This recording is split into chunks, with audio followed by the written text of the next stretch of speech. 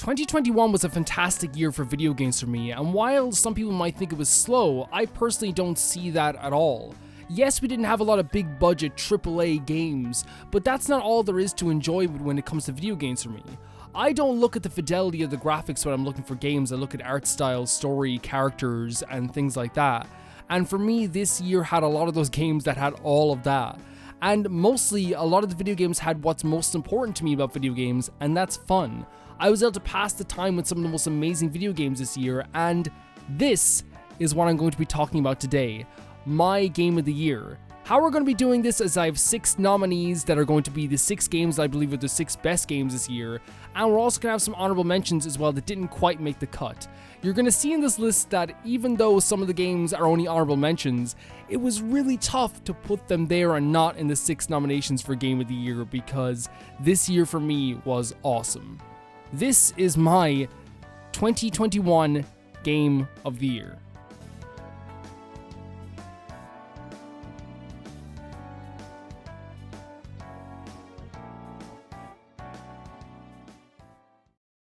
Mitopia. Mitopia is one of the most surprising games that I've ever played. It is one of the most fun games that I've ever played, and playing it on the channel with you guys was so much fun. Now, the reason that it's here in the honorable mentions list and on the top 6 is because I actually haven't finished this game fully. I haven't done the post game in total, which is actually a big chunk of the game as well. We will be getting back to that at some point. But what I can say about Mitopia is that it's so much fun. It's so much fun to play with an audience. I loved creating headcanon for characters that we created, and I love the creativity that allows you to have in this game, as well as seeing other people's creativity as well. And when it comes to playing with an audience, I honestly feel like that's unmatched, because you get to kind of feel other people's headcanon, see what other people think about your characters, and people give kind of their own interpretation of the story as well. It's a really awesome feeling, and I honestly can't imagine playing this game by myself now. This game is tied to my channel and tied to the people that watch it as well. Shin Megami Tensei 5. Can you believe that Shin Megami Tensei 5 is in the honorable mentions? It is a tough year for me personally, with so many amazing games that I got to play this year. Shin Megami Tensei 5 is an amazing JRPG with some of the best mechanics because they are just simpler than a lot of other games. Sometimes simpler is better. Yes, there are some interesting things you can do here with weaknesses, and you can use your usual fusion stuff that you get to do in Shin Megami Tensei as well. But the thing about Shin Megami Tensei 5 that is so strong for me is the visual design. I think that in every aspect of this game, they really nailed that visual design. Yes, some parts get a little bit tedious because they can become kind of similar to the other parts earlier on in the game, but I feel like that's one thing that they always got perfect for me, is how amazing that this game looked. I loved fusing monsters. I loved the kind of simpler story that they used this time. The story is simpler, but what changes is how the characters change within the story. You can kind of see everyone changing rapidly, and there's nothing you can do about it, and it's actually really sad to see. I really like Shin Megami Tensei 5 this year, and I'm really glad that I got to play it. Skyward Sword HD. Yes, Skyward Sword is getting an honorable mention and it's not in the top 6. Of course, because it's a game that I played twice on the channel before the playthrough we did this year. It's a game that's already released 10 years ago. I think it would be kind of like almost disrespectful to put it on my list with all these other games that did such an amazing job with creating new games. If I played it back then in 2011, of course it probably would have been my game of the year. Of course it would be. But this is a game that really just makes me so happy. It's my favorite Zelda game of all time, and I think that's all that really needs to be said. You guys know how much I love this game, and I'm glad that we got a HD version so more people can play this. And honestly, I'm glad that it's also in this kind of newer version that I can just buy for people as well. That makes me so happy. Final Fantasy VII Intergrade. Yes, this game got an upgrade this year, and it's not practically a new game, but one of the things I love about this remake, or this remaster of this remake, is that we all got to play it in kind of a new way. It opened our eyes to a new version of this game. The resolution is higher, the textures are better, they fixed the door, the frame rate is also higher, and of course they had a PC port that apparently people weren't too happy about, but we're not going to talk about that here. We also got the amazing Yuffie DLC that was actually so much fun. It rekindled my love for the boss battles in Final Fantasy VII, since once you play that game 5 times like I have, the boss battles kind of lose their luster in some ways, because you're not going to be like having that first sting of how tough they can be and how challenging they can be at times. I absolutely loved this version of the game, and I honestly will probably play it for a 6th time as well. Famicom Detective Club. This is another game that really wasn't surprising to me, but kind of was surprising at the same time. It was surprising because I was surprised at how much I actually really enjoyed this game. I was also not surprised because everyone had talked about this game as one of those games they really wanted to see localized here in the West as well. And I'm definitely glad that I got to play this game. It has some really fun stories to it, has some really fun characters. I think the twists and turns are kind of hard to predict, which is what's awesome about this. You're not going to always know where the story is going. And what's great about it is the story doesn't progress until you progress. As you're getting better, the story gets better. As you are moving on, the game moves on as well, and you can't always just like stay in one place. You have to keep asking questions, keep interrogating people, and that's what's so awesome about Famicom Detective Club. You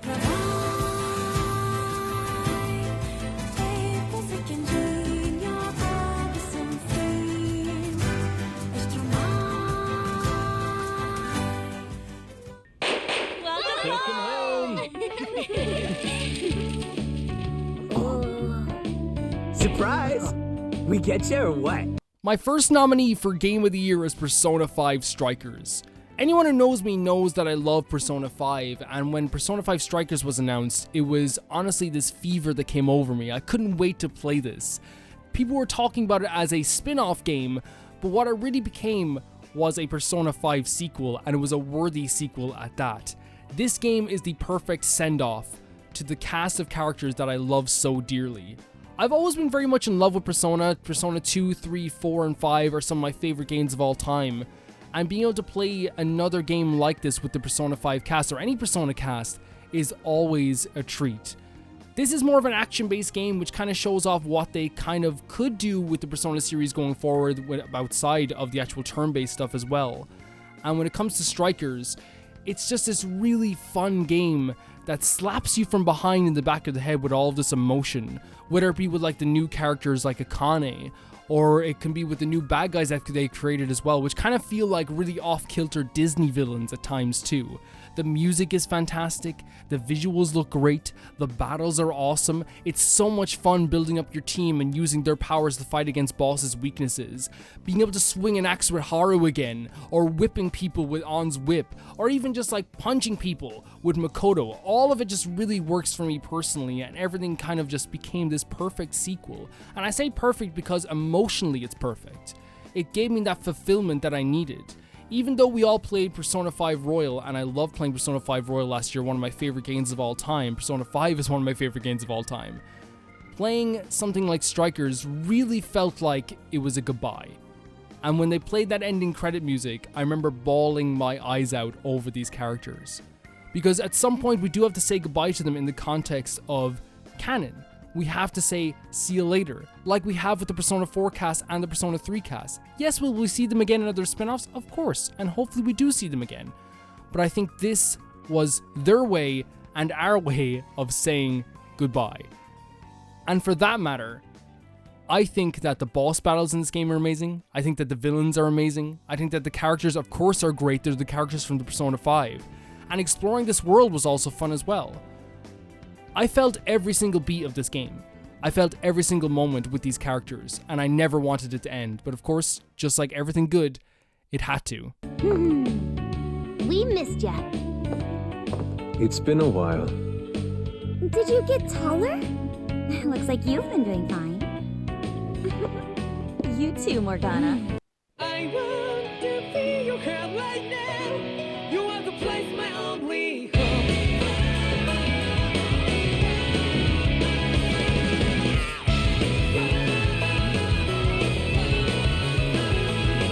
Yeah, just like the flowers that bloom and fall with me over and over again.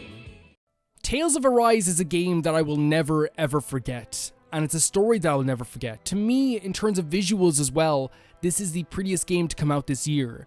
And that's saying a lot because there's a lot of pretty games. And just in terms of pure color and visuals, this game just looks absolutely gorgeous and is one of the prettiest games ever. They changed the art style from previous Tales games, which I was worried about, but I think they kept the kind of cartoonish and colorful style while upgrading it to a more mature feel, which can kind of be terrifying when someone says, we're going to make the game more mature. But as someone who loves the Tales series and adores them and feels like the Tales series deserves to be talked about in the same breath as Final Fantasy and Dragon Quest and Persona, It really is this unbelievably fantastic franchise. I think that Tales of Arise lives up to that and in some ways surpasses it in some ways too.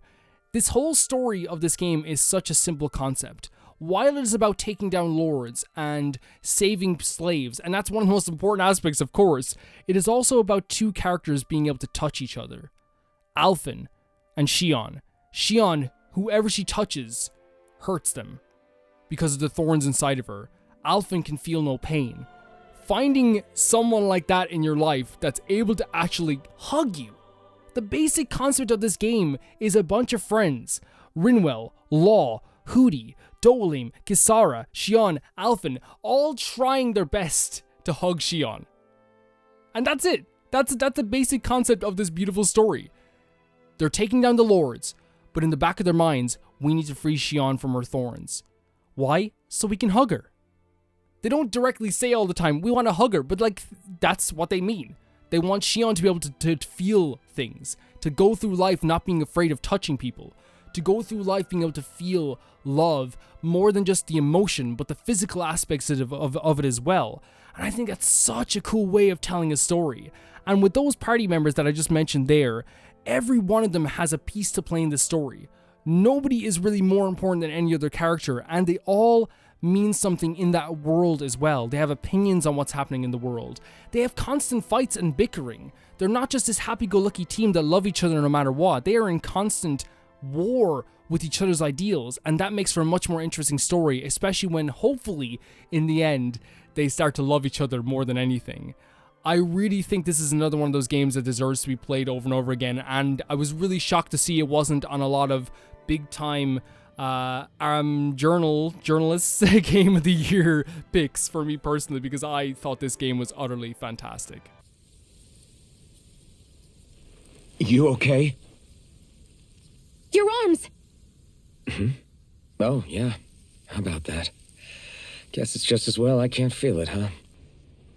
裁判長、3日前に横浜の廃ビルから死体が出てきたはずです。もう身元は分かりましたか？はあ、何を急に？何の話ですか？ The Yakuza series is something that has meant a lot to me for a long time, and so has the entire Yakuza cinematic universe, if you will. And Lost Judgment and Judgment are no different to that. Judgment was one of my favorite games that came out in the year that it came out. And honestly, like, Lost Judgment is no different. I really feel like it's a game that's overlooked heavily, and it's a series that's overlooked heavily when it comes to its story, because the side quests can be so goofy and the combat can be so goofy. But I'd replace goofy with fun. They're not afraid to have fun when it comes to side quests, and Lost Judgment is no different. In Lost Judgment, the fun comes in a way of going to school as an undercover, almost like an undercover faculty member, helping out different clubs, whether it be dance club or the boxing club, or even like the Robot Wars club or photography club. All of these clubs are so much fun to infiltrate and help the students out within those clubs too. And because of that, we have an unbelievably fun side quest and amount of side quests in this game that really deserve a lot more credit than they get. One of the things I love dearly about the school aspect of this game is that you get to like nurture a lot of characters, you get to see how they grow throughout the game as well. You also get to hang out with one of the coolest characters ever, with Amasawa, who is another detective who's kind of like you in a way, or at least someone like you, or someone you can actually relate to, someone who's so dedicated to their work but on a smaller level.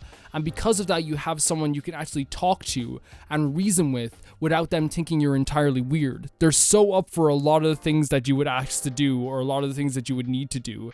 And also, every club in this game is so much fun. Every club in this game is so much fun to go through. Yes, all the side stuff is so goofy sometimes, or fun, as I would like to say, but the main story is not taken away from. That's one of the things that I hope people understand about the Yakuza series and Judgment. The stories in these games are amazing. And in this, it's no different. This is a story about bullying, not about solving bullying, but dealing with bullying, and how other people might react to the people being bullied around you. It has some really dark material that relates to suicide and mental health, so of course I will give you that warning if you do want to play it. There's a lot of really dark aspects to this game. But Lost Judgment does handle them with enough care that it shows the kind of darker sides of this without going too far into making it into any type of joke or selling it as a commodity. It is taken very seriously in this game. Even at times, I felt like screaming at the screen because of how dark it gets and how upsetting it gets, but that's kind of real life. That's how bullying works. It's not a fun thing to witness. It also talks about aspects of bullying where people won't stand up for you or you want people to stand up for you, and I think that's also an important thing to note as well, that there is like strength in numbers too. And of course, if you're ever feeling like that, guys, I know this is a weird thing to say during Game of the Year video. I know it's hard to talk to people, but please find somebody you trust and definitely talk about that. But I really did love this aspect of the story. I thought there was a lot of twists and turns, a lot of surprising moments that I didn't expect. A lot of moments that just had me in tears as well. You're playing as Yagami once again, and you have your usual crew of boys along with you. And that makes the journey a lot easier too. There's a lot of fun aspects and a lot of quality of life changes they made to this game as well. The tailing missions are a lot more fun now because you don't just have to hide. You can also like look at your phone. You can also distract enemies as well. You can also sneak around the place too. And you can get around everywhere on your skateboard, which also automatically avoids battles. So for people that don't like the battles, genuinely, the skateboard is a really great addition to the game too.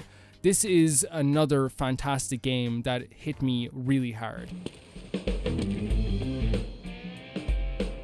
八神さんって探偵じゃなかったんですか？本業は探偵だよ。弁護士はまあ今も一応資格を持ってるってだけでさ。Chris? What the hell? Sorry, Ethan. No! What? Why?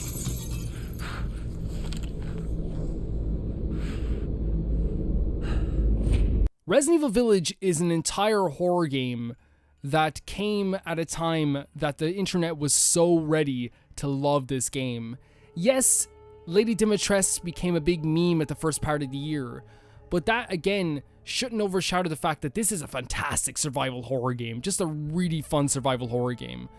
I love survival horror, but we don't get a lot of survival horror AAA games anymore. In fact, I can't think of many. In fact, probably the main AAA survival horror representation comes from Resident Evil, and it has for years. They were the first people to ever come up with the phrase survival horror and have kept survival horror alive for as long as they possibly can. It's not as profitable for other game companies, it's just not, but for some reason Resident Evil always sells. It always sells big cash, and I'm glad of it because that means we get more survival horror games too. This really feels like a big evolution from Resident Evil 7, and it really feels like we're going forward with making better and better survival horror games, which says a lot because Resident Evil 7 is one of my favorite games of all time. Resident Evil Village has these amazing environments, these fantastic combat situations, and playing on the PlayStation 5 with the DualSense means the haptic feedback is really one of the best things I can say about horror games now. It's difficult to play a horror game and not have haptic feedback, especially with the weight of the shotgun, or how it feels to pull the trigger. It's such a good feeling. The characters in these games are amazing without taking away the horror of them. I found them still scary, even though that they were very big, over-the-top people.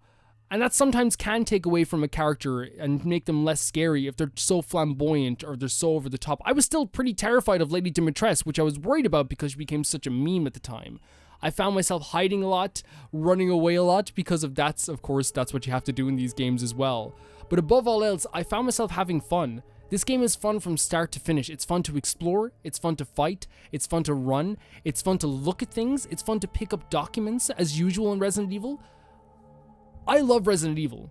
I have since I was a kid. Since I played Resident Evil 2 and had to turn it off because I was so terrified. I was hooked on Resident Evil from there. So for me to see how this game series has evolved over the years means a lot. I know people aren't too fond of Ethan as a character, and I know that he's kind of a blank slate in some ways, but I really feel like he did this franchise really a lot of justice, and I feel like as a character, he's kind of the perfect evolution of what we needed for Resident Evil. We've had so many badasses through the years, and that's awesome. Jill Valentine, one of the greatest characters of all time, Rebecca Chambers, Chris Redfield, Leon, you know, like all these characters that really were these badasses that felt good to fight as. It's honestly awesome to have a character who's back in a situation where they're like, what the hell is this? Because then you can react with him and be like, what the hell is this? A lot of twists and turns in this game as well. A lot of really fantastic boss battles, really fantastic environments. They do the usual like pick up 4 things to unlock the one big thing. And while that can seem like it's kind of tedious, it's never tedious. It's so much fun to do these things, and it's also really fun to unlock side content, side weapons, do little side quests as well, kill enemies, kill minor zombies, big zombies, all of these little different creatures, and werewolves as well.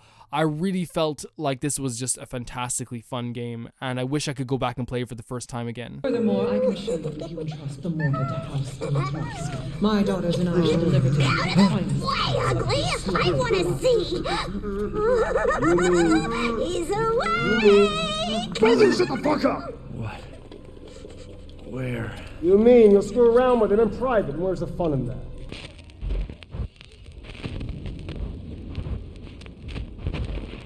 You have to live, no matter what.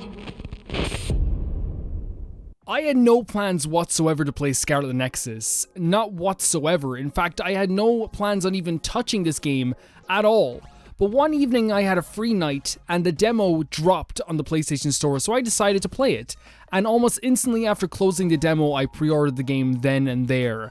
And I was just so hooked and wanted to play that game so badly. This game has such a fantastic style, and within that style you'll find its unforgettable music that ranges from fun to mystifying to some of the best battle music that you've ever heard. The awesome brainpunk visuals, as they call it, brainpunk is the style that they're going with, mixes together other styles, but it makes the world so easy to look at and so awesome to explore. It's just an absolutely gorgeous game that doesn't have too much neon and doesn't focus too much on the neon, but how it kind of integrates into a naturally built world. It looks awesome. Just hearing the music, looking at the visuals, even seeing screenshots from the game makes me feel so happy, and I'm so grateful for that feeling every single time I witness anything from this game. It has some really cool character designs in this game too, but the character designs are kind of made even better by the outfits that you get to wear in this game. I think that the outfits in this game actually make the characters pop even more, because it's something that you don't see this design in any other game, at least this particular design itself. The story of the game starts off kind of simple, but becomes more complicated as time goes on. There's a lot of little twists and turns that really make it an awesome watch, even as an anime, because I know it is an anime and some people might not want to play the game. I'm sure the anime goes through the story as well. I found the story to actually be very interesting. Each character within the story actually has their own opinion on the story, and sometimes they won't even agree with the side that they're on. There is a separation of two factions in this game, and sometimes people in each party will kind of doubt what they're doing, but they know that what they're doing is the best possible outcome for themselves and the people that they love, or the ideals that they love, even though it might not always meet their ideals. This game frustrated me at times, in a good way, in the best way possible, because I was so invested in it. I had myself screaming at the screen, pausing the game because I had to calm down, and that's something that if a game can do that, I feel like the game has hit me in some way or another. There's warring factions in this game led by two people, and I'm not going to get into why they're fighting because I don't want to spoil this whatsoever for anybody, but the two sides are led by one character named Yuito and another character named Kasane. These are both young characters and both are the protagonists of this game, and you can choose to play each of their stories one by one after the other. You can choose whoever you want first. I went with Yuito first, and because of this I was getting Yuito's perspective on the entire story for the entire 20-hour period of the game. After that, I went on to play Kasane's side, and why that is so good is because I was so angry at Kasane for the entire playthrough of Yuito, at least up until the end. I was so frustrated with this character. That is until I saw her side of the story, and then it became two amazing protagonists, and I'm sure people who picked Kasane first were probably a bit frustrated at Yuito as well. Both stories, again, are 20 hours and you get to see it from both sides. I really feel like it's a really great way of doing this. Instead of making both stories like 40 hours each, it's a really manageable way of going through this. And also because both sides on each faction have people that you love and characters that you care about, there really feels like you're battling people you respect. Not just battling people that you want to fight or kill or destroy. You respect these people. Each character has their own abilities, and you will need every single one of their abilities to progress through the game, making each character meaningful. You get to hang out with these characters too, such characters as Luca Travers, someone who's obsessed with working out, or Hanabi, one of your best friends, or Tsugumi, who's obsessed with flowers, and really it honestly is one of the best times that you can have, just sitting down and chilling with these characters, learning more about them. The story does get dark at times as well. You lose people you love, people that mean something, true friends, family members, And it's honestly a really hard thing to take sometimes in this game. The story does get dark at times. You will lose people in this game. People that mean something, that actually mean something, like friends or family. It hurts sometimes. But it really feels like in this story you're making a difference. Things are changing when you actively do things. The boss battles are absolutely fantastic. Some of their scales are absolutely amazing. The combat mixed with the music as well just makes everything so much fun. I adore every aspect of this game. It's new, it's fresh, and it's innovative at times too. Not that any game needs to be. I really love Scarlet Nexus. That's odd. You a civilian? Huh? It's her.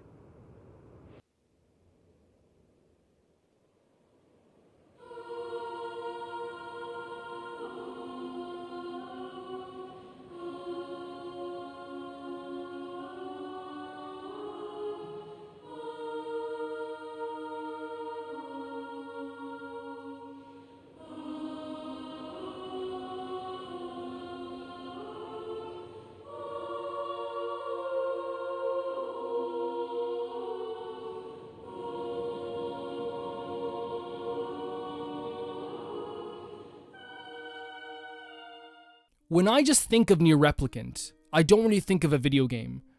I think of magic. And that sounds so cheesy to say, but it just feels like such a magical game to play through.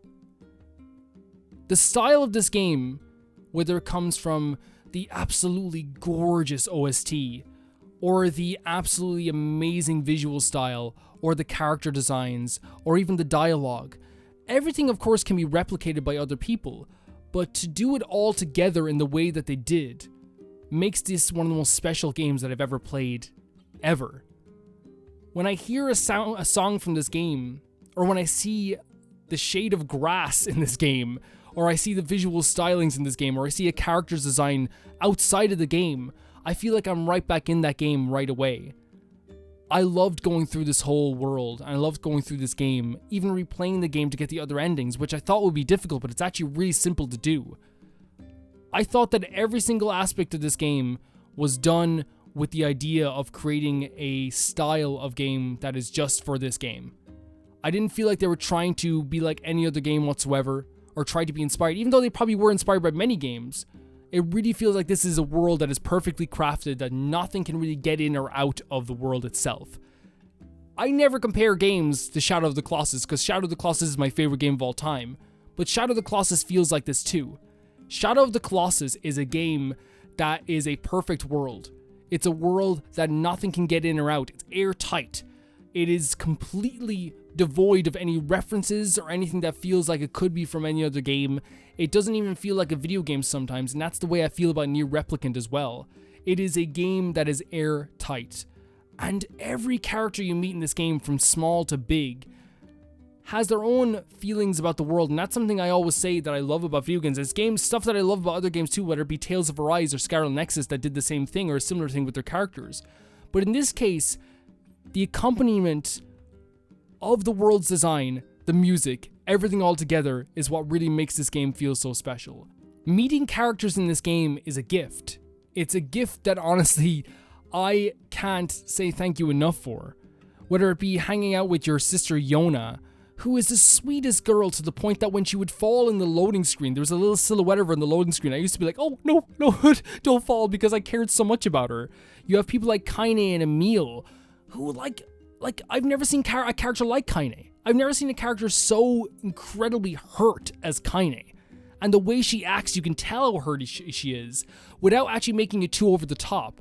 You have a character like Emil who is perfect to go along with Kaine as well, because Emil is so open that it really helps Kaine open behind the scenes too. You have Devila and Popola, who are some of the most interesting characters you can find in the game too. The King of Facade, or Fira, or Louise, the Mermaid Princess. All of these characters just make it one of the most memorable experiences ever. Again, it feels like something like Shadow of the Colossus or Dragon Quest, but the way it handles itself, it's its own thing. It feels like it's its own thing. And because of that, I don't think I can ever forget NieR Replicant for as long as I live.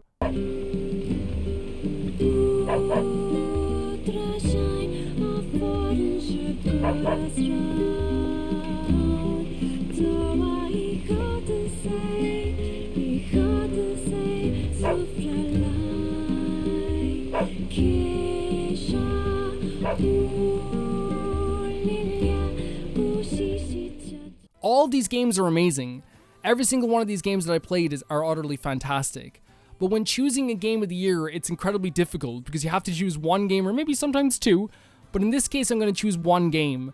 And for me personally, when I think about all of these games that I played this year, and I think about every single game that I really loved this year, my game of the year personally is Scarlet Nexus.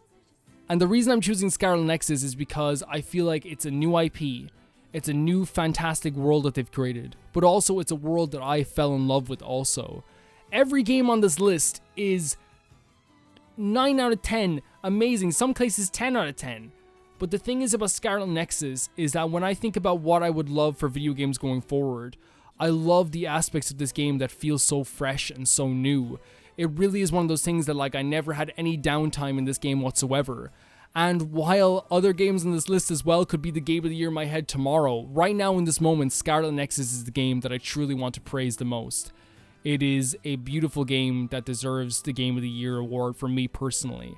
And of course, you can tell me what your Game of the Year was as well. If you disagree with my pick, if you think that maybe I should have picked something else, that's fine too. But for me, Scarlet Nexus is that game.